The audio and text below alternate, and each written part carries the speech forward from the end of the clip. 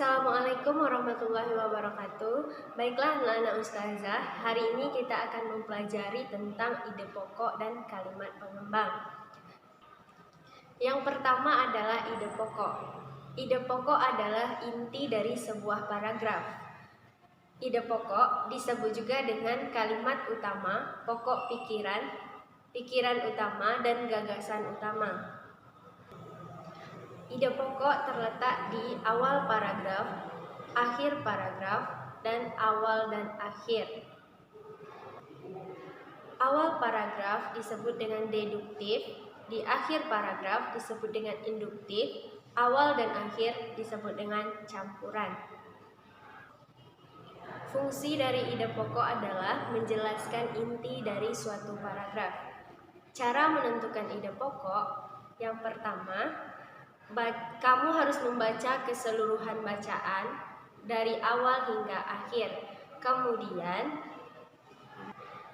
Kemudian kamu cermati ide pokok tersebut terletak di bagian mana, apakah di awal paragraf, akhir paragraf, atau di bagian awal dan akhir paragraf. Kemudian kamu garis bawahi ide pokok dari setiap paragraf.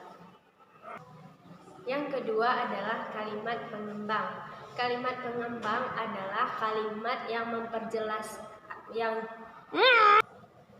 Selanjutnya yaitu kalimat pengembang. Kalimat pengembang adalah kalimat yang menjelaskan lebih rinci apa yang disampaikan pada kalimat utama. Berikut ini akan ustazah jelaskan contohnya. Yang pertama, contoh paragraf deduktif. Berikut penjelasan tentang paragraf. Rendra adalah salah seorang siswa yang rajin. Setiap hari ia bangun jam 4 pagi. Rendra selalu sholat berjamaah di masjid. Ia tidak pernah terlambat ke sekolah. Nah, dari paragraf di samping kamu dapat mengetahui yang mana ide pokok dan yang mana kalimat pengembang. Nah, pada paragraf ini ide pokoknya terletak di awal paragraf, yaitu Rendra adalah salah seorang siswa yang rajin. Kemudian kalimat pengembangnya, di mana letak kerajinannya Rendra? Di sini kamu dapat membaca setelah kalimat utama tadi, setiap rajinnya Rendra, setiap hari dia selalu bangun jam 4, selalu pergi sholat berjamaah ke masjid, dan tidak pernah terlambat ke sekolah. Itu adalah penjabaran dari ide pokok atau kalimat utamanya. Contoh yang kedua, ide pokok yang terletak di akhir paragraf. Dengarkan ustazah. Setiap hari Rendra bangun jam 4. Rendra selalu sholat berjamaah di masjid. Ia tidak pernah terlambat ke sekolah. Rendra adalah anak yang rajin. Nah, di sini ide pokoknya terletak di akhir paragraf. Kalimat pengembangnya, setiap hari Rendra selalu bangun jam 4, selalu rajin ke masjid, dan tidak pernah terlambat ke sekolah.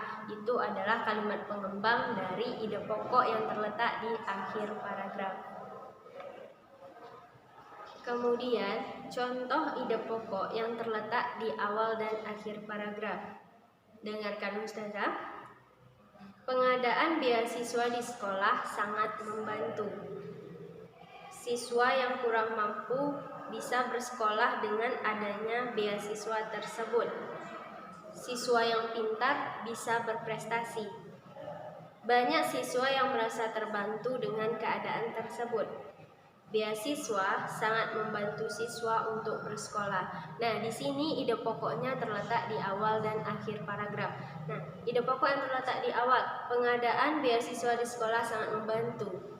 Nah, penjabarannya atau kalimat penjelasnya, terbantunya siswa itu yang tidak bisa bersekolah dengan adanya beasiswa, mereka bisa bersekolah. Kemudian siswa yang merasa terbantu, banyak siswa yang merasa terbantu dengan keadaan tersebut. Nah, ide pokok di akhir paragrafnya, beasiswa ini sangat membantu siswa untuk bisa bersekolah. Jadi ada kesinambungan antara kalimat pertama dan kalimat terakhir. Jadi di sini dapat kita tentukan bahwa ide pokoknya ada di awal dan akhir paragraf. Mungkin hanya ini yang bisa Ustazah jelaskan pada kesempatan kali ini. Assalamualaikum warahmatullahi wabarakatuh.